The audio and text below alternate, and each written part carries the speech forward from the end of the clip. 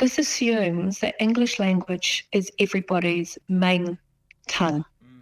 And it sits us now into an approach where we only engage as English, and therefore our worldview is all interpreted from an English worldview.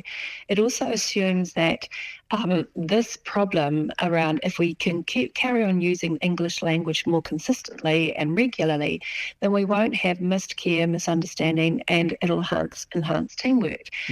That's not been proven.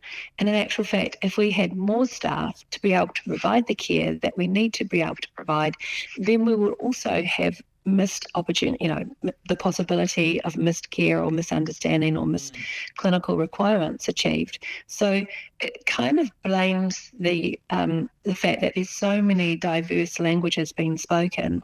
It solely sits that as the reason for why we need to, as a justification as to why we need to enforce this English language approach.